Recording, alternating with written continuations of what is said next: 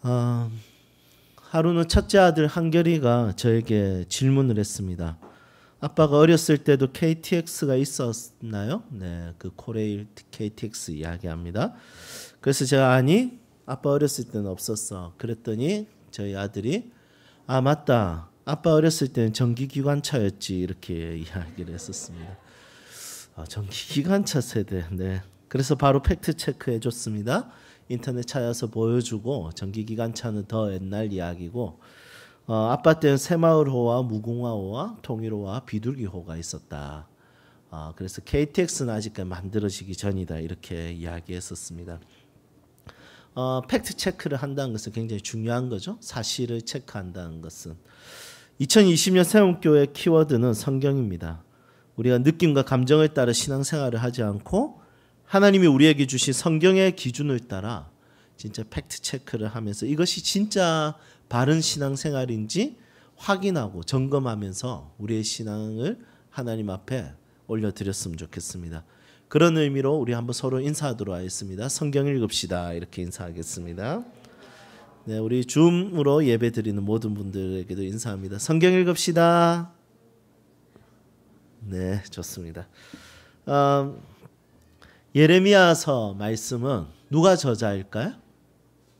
예, 예레미야가 저자입니다. 마태복음은 누가 저자입니까? 마태. 요한복음은 요한. 사도행전은 예, 지금 여러 대답이 있었으면 요한, 사도.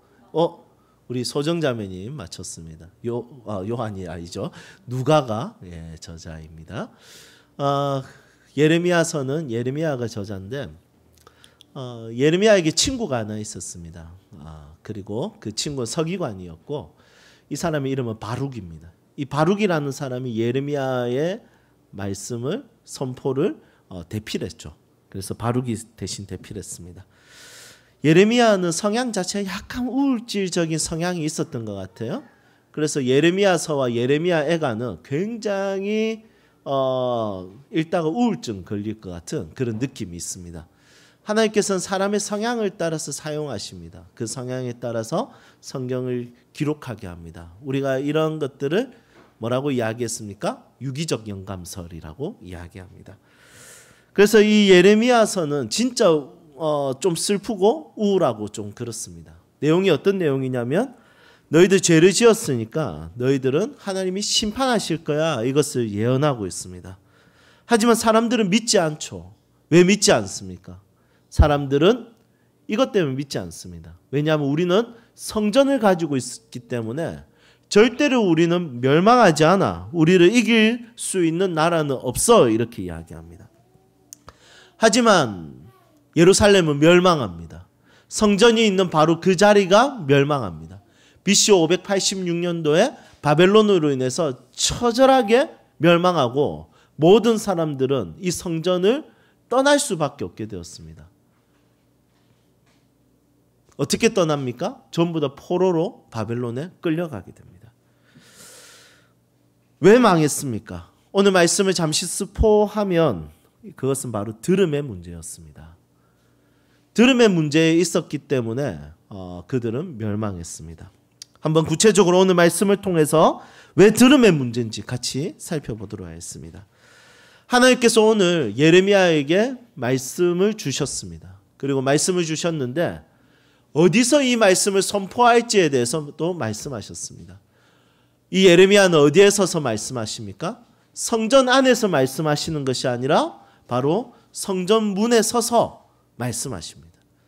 예배하러 온 사람들이 성전에 들어와서 이 말씀을 들은 것이 아니라 예배하러 오는 사람들, 지금 아직까지 성전에 들어오기 전인 사람들, 예배하기 위해서 들어오려고 하는 사람들에게 이 예레미야는 말씀을 선포합니다. 좀 재밌죠? 지금 만약에 주일날 오전 11시 전에 제가 10분 전에 문 앞에 서서 들어오고 있는데 여러분들에게 제가 말씀을 전한다. 이 안에서 전하는 게 아니라 문에 서서 들어오는 여러분들에게 전한다. 이거 조금 어색할 것 같습니다. 하지만 예레미야는 지금 그렇게 하고 있다는 것이죠. 예배당에 들어온 사람들, 성전에 들어온 사람들에게 전하는 말씀이 아니라 지금 들어오려고 하는 사람들에게 말씀을 전합니다. 여러분, 이것은 굉장히 조금 우리가 주의 깊게 살펴봐야 되는 것입니다. 지금 이 사람들은 성전이 굉장히 중요하고 성전에서 드리는 예배를 굉장히 중요하게 여깁니다. 하지만 예레미야 입장에서는 그것이 아니라는 것입니다. 성전에 들어오는 것도 예배를 드리는 것도 중요하지만 그것보다 진짜 중요한 것이 있습니다. 그래서 예레미야는 지금부터 말씀을 선포하는데 첫 번째 말씀이 뭐냐면 하나님의 말씀을 들으라 합니다. 들으라. 하나님은 말씀하는 분이십니다.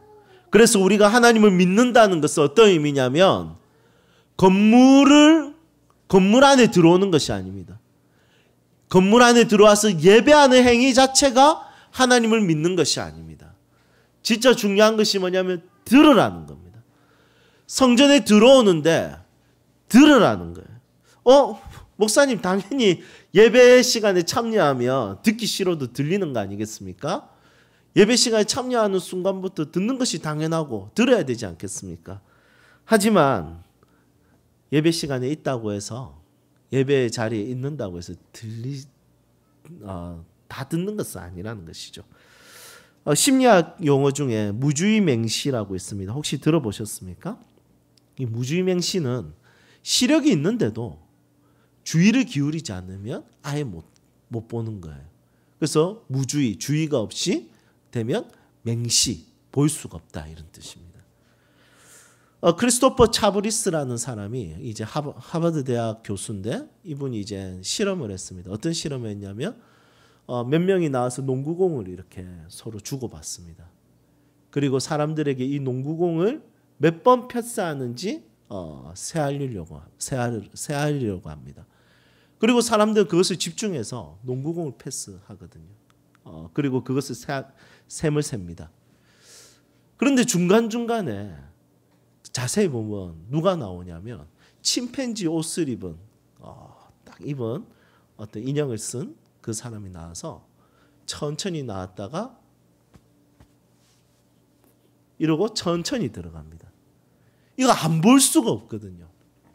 그런데 대부분 이 테스트에 참여한 사람들은 숫자는 세알리는데 뭘 못 보냐면 그 침팬지는 보이지 않는다. 좀 신기하죠. 진짜 그럴까요? 한번 집에 가셔서 유튜브로 한번 찾아보시면 한번 테스트 해봐도 돼요. 이제 우리가 알고 하니까 이 침팬지 언제 나올까 이렇게 하면서 볼 수도 있어서 잘하면 테스트가 잘 안 될 수도 있습니다. 그런데 이 무주의맹시와 관련해서 제가 하나 기억이 있습니다. 초등학교 5학년인가 6학년인지 잘 모르겠는데 그때 제가 친구하고 같이 스케이트보드를 연습하고 타러 다녔습니다. 내리막길에 이제 스케이트보드에 딱 올라타서 이제 넘어지면 다치잖아요. 그냥 아프지 않기 위해서 안 넘어지기 위해서 잘 균형 잡고 집중해서 이렇게 갔는데 순간 꽝 부딪힌 거예요. 어디에 부딪혔냐면 중국집 음식을 배달하는 그 오토바이에 철가방 살짝 튀어나온 그곳에 그냥 꽝 박은 겁니다. 짬뽕튀, 짜장면튀, 볶음밥 그냥 내 입에 들어가고 난리가. 그래서 저는 넘어지고 뒹굴고.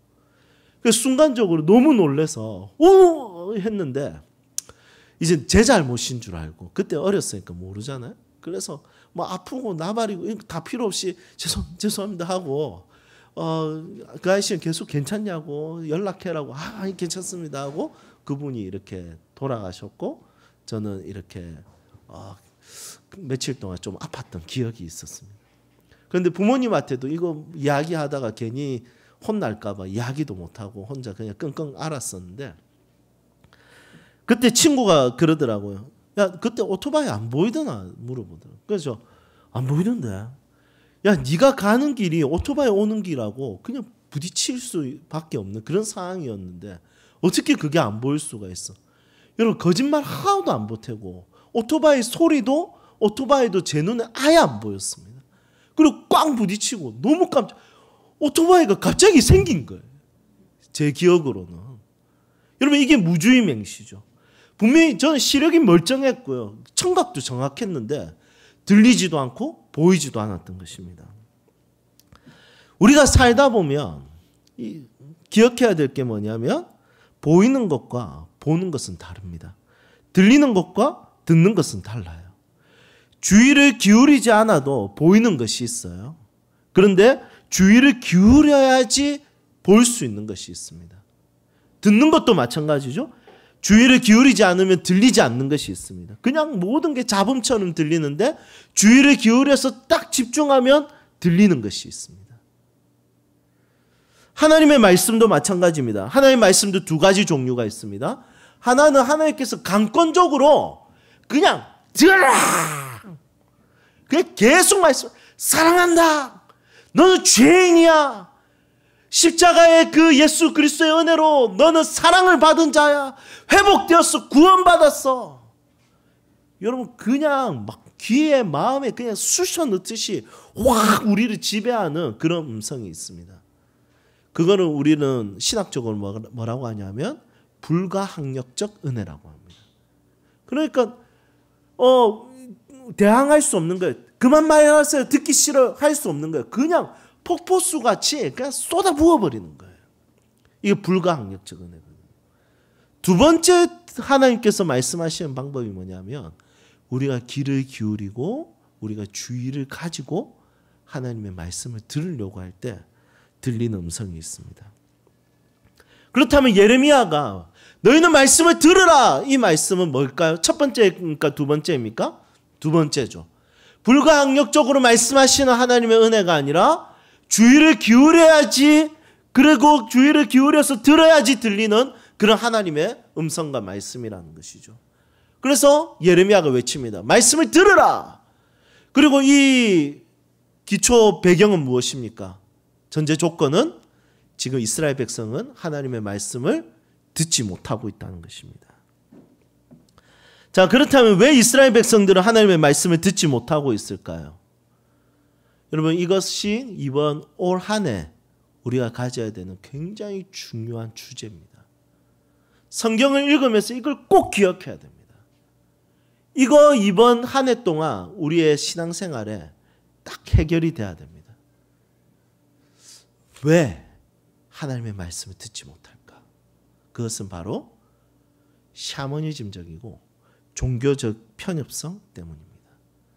성전이 있는 것으로 충분하고 성전에서 내가 예배 드리는 것만으로도 충분하다라는 예배를 참여했다는 것으로 내 신앙생활은 다라는 것으로 내가 여기는 그 종교적 편협성으로 인해서 하나님의 말씀과 음성은 들리지 않습니다. 너희들 정직해. 너희들 바르게 살아.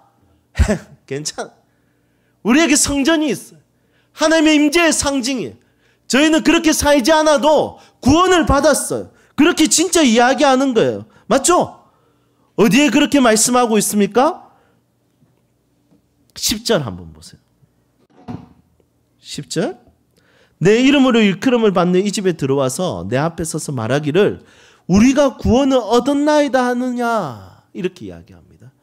9절에서는 이 사람들이 도둑질하고 살인하고 막 이렇게 하는데 10절에서 뭐라고 하냐면 성전에 예배하러 와서 나는 구원을 얻었습니다.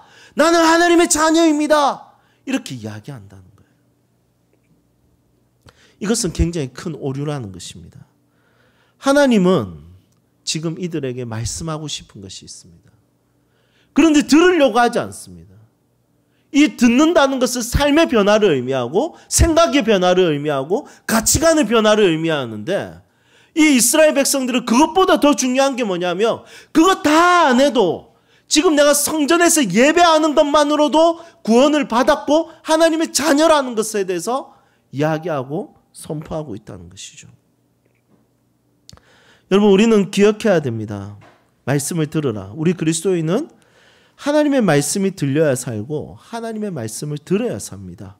우리 그리스도인은 하나님의 말씀이 들려야 삶이 변화되고 들어야 변화가 일어납니다.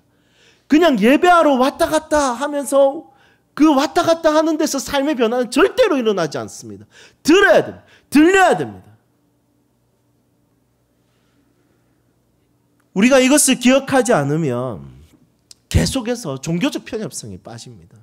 난 기도했으니까, 난 예배 드렸으니까, 나는 성전 앞에 나는 머물고 있으니까, 나는 성경을 끼고 사니까 나는 괜찮아. 나는 성경을 1독했으니까 40독했으니까 나는 괜찮아. 여러분 이렇게 종교적 편협성으로 자신의 신앙을 평가할 때가 많은데 하나님께서는 뭐라고 말씀하시냐면 아니야. 그걸로 부족해. 말씀을 들으라. 라고 말씀하십니다. 그러면 어떤 말씀을 들으라고 말씀하실까요? 3절 말씀 우리 같이 읽어보도록 하겠습니다. 3절 함께 읽겠습니다. 만군의 여호와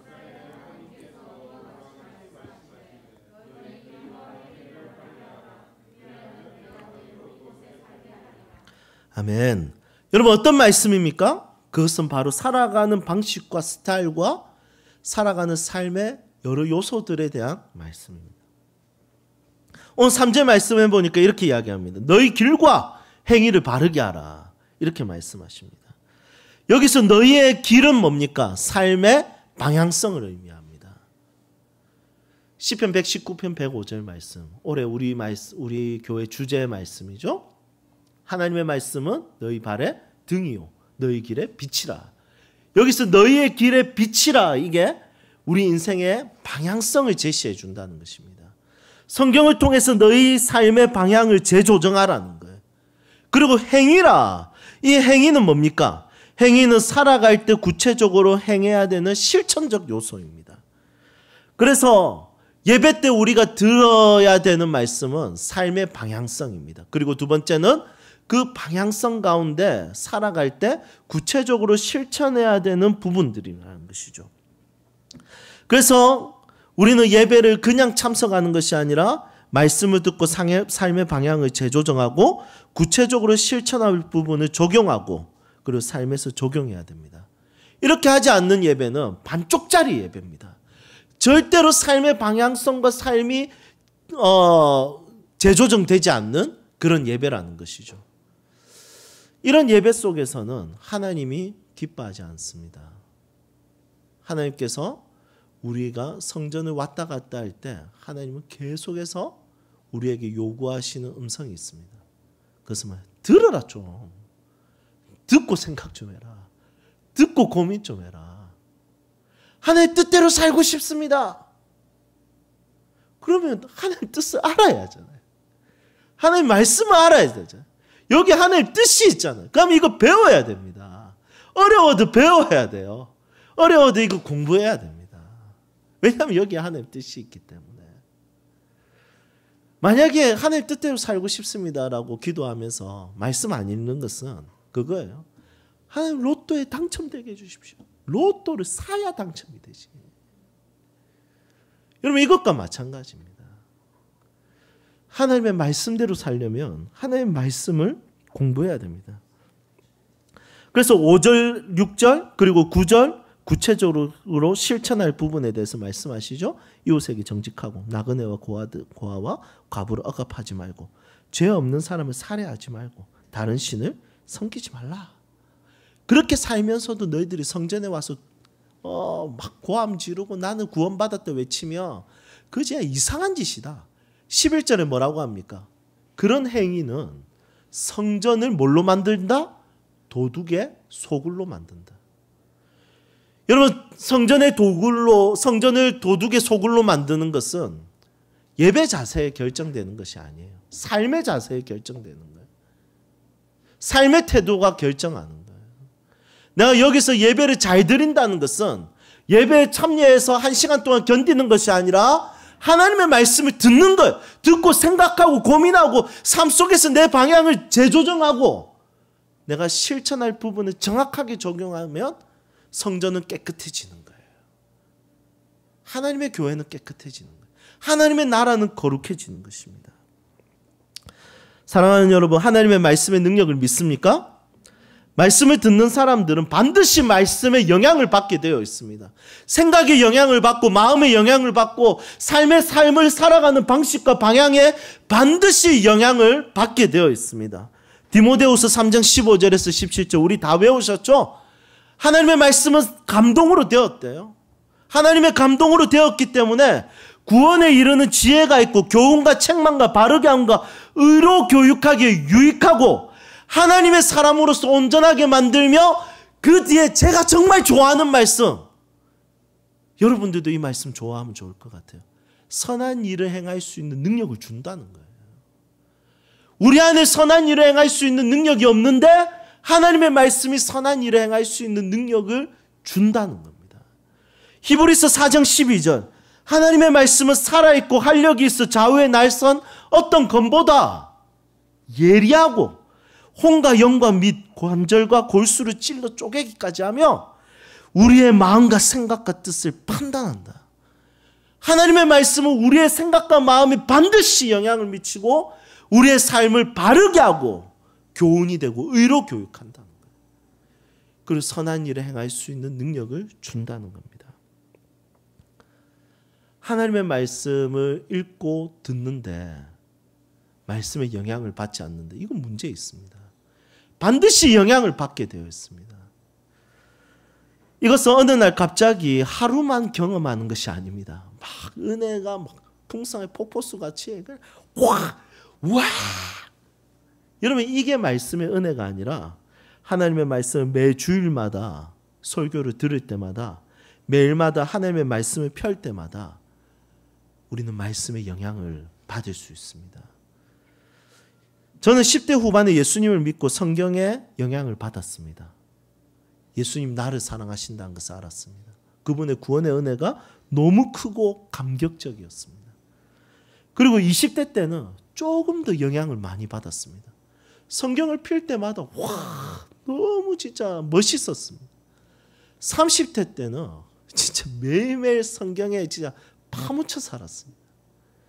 여러분 지금은 성경을 열기가 너무 무섭습니다. 하나님께서 주시는 메시지가 그냥 쏟아집니다.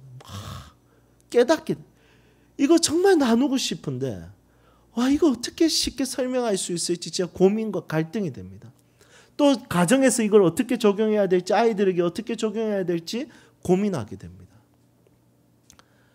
성경은 앞으로도 제 인생에서는 50대 때 60대 때 70대 때 주님 나라 가는 그 순간까지도 매일매일 제가 영향을 받을 수 있는 책이라고 저는 확신하고 있습니다. 여러분들도 그 확신 속에 성경을 가까이 알 수 있기를 주님의 이름으로 축복합니다. 지난 과거에 배운 성경의 관점에 머물지 말고 더 넓고 더 깊어지기를 축복합니다. 성경은 여러분들이 충분히 그만큼 배워도 괜찮아요. 더 배울 게 있어요. 더 영향을 받을 수 있어요. 성경은 더 깊이 이해할 수 있다는 것입니다. 예를 들어 보겠습니다. 제가 창세기 1장 굉장히 좋아하고 여러분들이 자주 이야기했는데 창세기 1장을 조금 더 우리가 더 깊이 있게 한번 영향을 받아보도록 하겠습니다. 창세기 1장은 이집트의 노예였던 이스라엘 백성들이 받았습니다. 그리고 너희들은 하나님의 형상이라 이 말은 왕만 하나님의 형상이 아니라 노예들도 하나님의 형상이라는 뜻입니다.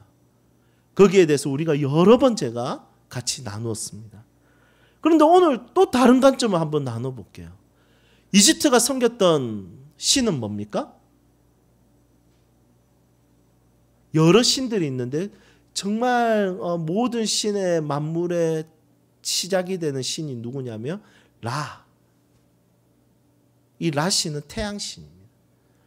그들은 태양신을 섬겼거든요. 왜냐하면 이 태양신은 빛이 강렬하고 뜨겁고 그리고 생명을 자라나게 한다라고 생각해서 신이라고 생각했습니다. 그런데 이 라 신이 세우는 대리인이 누구냐면 바로 파라오 왕이라는 것입니다. 그러니까 사람들은 파라오 왕 딱 보면 두려운 거예요. 신인 거예요. 라 신인 거예요. 태양신인 거예요. 그래서 이 노예로 사는 것이 당연한 것처럼 여겨지는 겁니다. 그런데 창세기 1장에 보면 하나님께서 지으실 때 태양을 먼저 지었습니까? 빛을 먼저 지었습니까? 빛을 먼저 지으셨습니다. 태양은 한참 뒤에서 지으셨습니다. 먼저 빛을 먼저 짓고 그 다음에 태양을 지었습니다. 지금까지 이스라엘 백성들은 이 빛은 태양으로부터 나오고 태양이 주는 빛으로 모든 생명이 산다고 생각했는데 그래서 파라오 왕은 그 태양을 대신하는 자라서 이 빛과 같은 존재고 대단한 존재고 위대한 존재고 우리는 당연히 그를 섬기는 것이 마땅하고 우리는 그 사람보다 낮은 존재라고 생각했는데 창세기 1장은 철저하게 이것을 깨뜨립니다. 태양이 대단한 것처럼 보이지?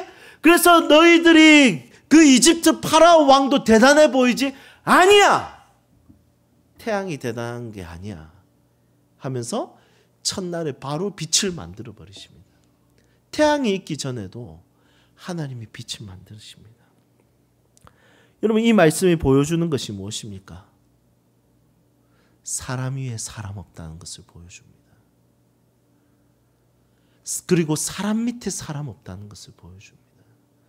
아무리 빛과 같은 존재라도, 아무리 대단한 존재라도 사람 위에 사람 없습니다.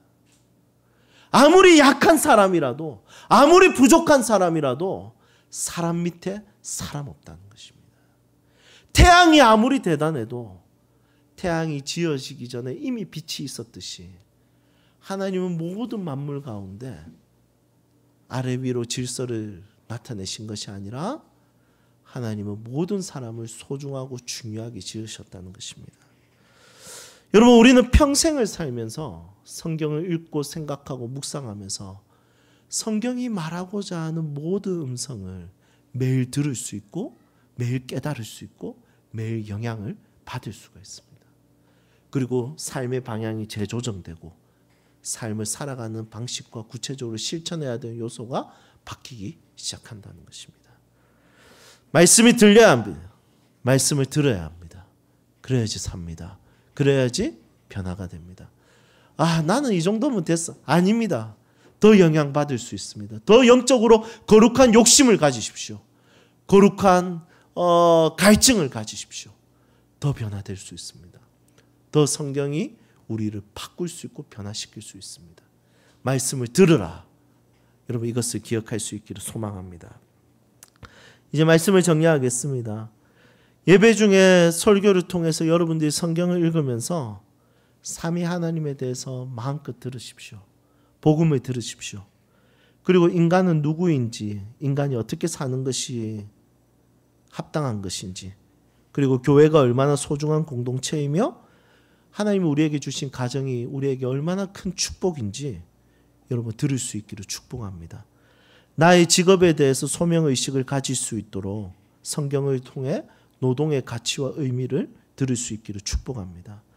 내 삶에서 무엇이 잘못되었는지 성경을 통해서 듣고 고칠 수 있기를 소망합니다. 사랑은 무엇이고 정직은 무엇이고 정의는 무엇인지 들을 수 있기를 소망합니다. 그리고 용기가 무엇인지, 용서가 무엇인지, 긍휼이 무엇인지, 그리고 샬롬이 무엇인지 여러분 들을 수 있기를 소망합니다. 하나님, 제 삶이 변화되기를 원합니다. 제 삶이 영향받기를 소망합니다. 제 생각이 영향받기를 소망합니다. 그러면 들리죠. 그리고 그것을 실천하기 위해서 애를 써봐요. 그러면 그게 실천이 안 돼요. 그때 하는 게 뭐냐면 기도입니다. 주님, 그렇게 살고 싶습니다. 이렇게 살게 해주십시오. 도와주십시오. 그렇게 살지 못하는 나의 삶에 주님 그렇게 살게 해주십시오라고 기도하고 성령을 의지하는 것이 바로 성령론의 핵심입니다. 우리 교회가 성경을 통해서 기도의 제목이 바뀌기를 소망합니다. 우리 함께 찬양할까요?